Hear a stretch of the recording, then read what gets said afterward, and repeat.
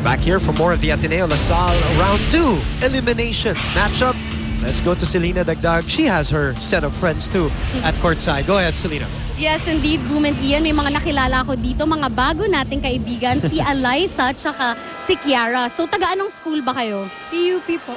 Ikaw, Kiara? Yes, I'm from PUP po. Oh, so parehas na college. Pero balita ko, Alyssa, na high school ka pa lang, nanonood ka na ng UAAP Women's Volleyball. Totoo ba to? 13 pa lang, ay high school pa lang po ako sa Isabel. Bakit? Ano bang meron sa UAAP Women's Volleyball at ito ang napili mong subaybayan? Kasi po ang UAAP Women's Volleyball po is very entertaining. Tapos napaka-competitive po ng players. Oh, tama yan. Ikaw naman, Kiara, bakit ito yung napili mong subaybayan na sport? Yung volleyball po kasi is nakaka-excite pong panoorin na game. Tsaka yung, ano po, as she said, na, ano po, mas nag-enjoy po akong panoorin siya. Tsaka nakaka-entertain po. Oh, tama. Pero teka muna, kanina nabanggit nyo sa akin na magkaibigan kayo. Pero, ikaw naka-blue, ikaw naman naka-green. Tapos magkatabi pa kayo kanina. So, paano yan pag Ateneo LaSalle, nagtatalo ba kayo? Siyempre naman po hindi maiiwasan yung pagtatalo kasi po sa game. So, every point po, nagsisigawan po kami. Pero after po nun, tapos na. Eh, ikaw naman, Alyssa, inaaway mo ba si Kiara pag Ateneo LaSalle ang laban? Siyempre po, lalo na pag nagpapalitan ng points ang dalawang team po. Ganun pala. Pero sana pagkatapos ng game ay magkaibigan pa rin kayo. Thank you, Alyssa. Thank you, Kiara. Back to you, Boom and Ian. Sige na, Selena, pabayaan mo naman ng volleyball eh. Mahabang kwentuhan na yan. Eh, ganyan talaga. And they buy the merchandise of their favorite players, the Ateneo and the LaSalle jerseys, as Ateneo has established their biggest lead here at 11-7. Maraming salamat, Selena Dagdag and Mary Capistrano, working hard at courtside and interviewing some solid volleyball fans who have come from, you know, we've established these people who are coming out of town and are here just to watch the match. Good block there from Phil. I think this is what Phil needs. More individual action for her to get her confidence back up. Oh, what a Nice dig by save. Jem. Nice dig. Chu finds a spot. She looked at the spot first, Ian. Yeah. And even Phil Kainglet, She dove too soon, ano? yeah, nag-stutter step muna siya. She could have approached it with 2 steps moving forward. And look at that save by Jem Ferrer. Ito yun. Look at you. He dove right away instead of moving forward, as you Yeah, mentioned. she could have gotten to the ball even easier. Ooh. Oh, miscommunication. And I was just about to say that LaSalle looks like they've been settling down a bit here in set number 2, you know? But that sequence obviously did not show that.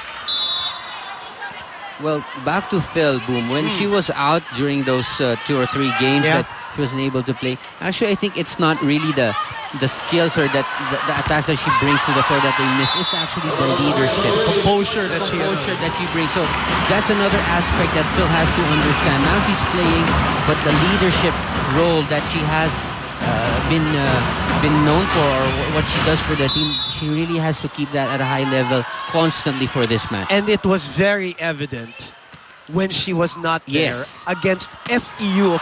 If you saw that game, Ian, I've never seen this batch of Ateneo players look a little bit lost in that match again. And that's not to take anything away from FEU, because FEU played awesome volleyball. But they needed Phil Kainglet there, as we have a long rally here.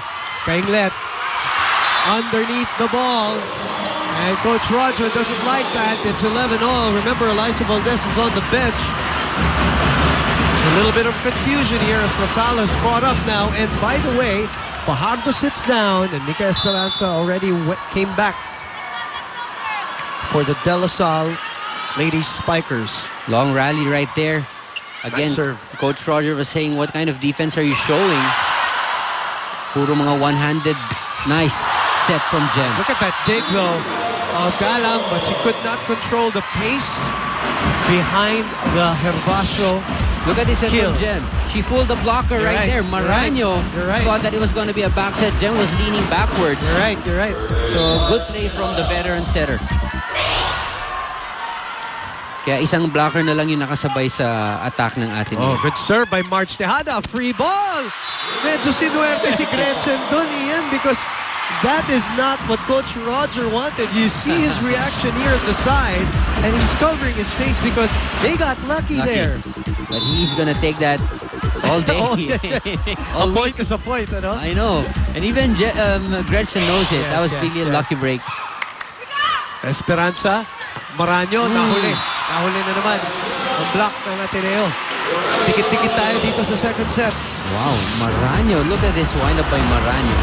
Hinabol niya na lang yung bola. Alam niya, dikit sa net.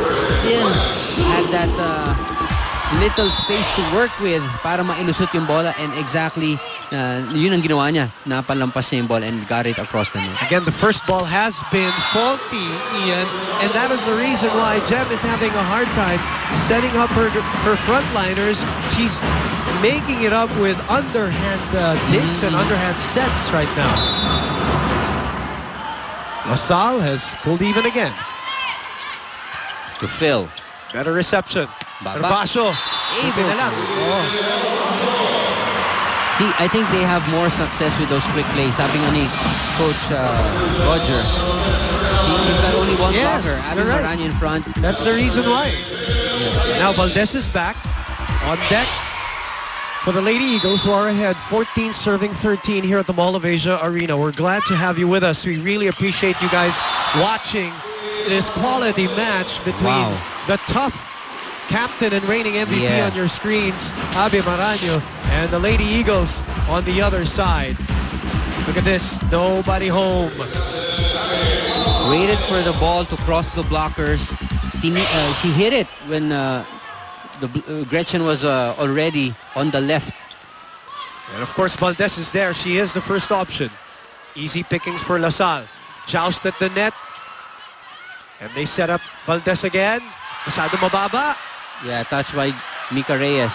Herbacio, nanggigil ng bahagya. At umusad na po ang LaSalle dito. 15-14. This is where they're dangerous, itong De La Salle. Pagdating ng 16, 15, and 7, yan, dyan sila. They step on the gas and they just leave their opponents behind.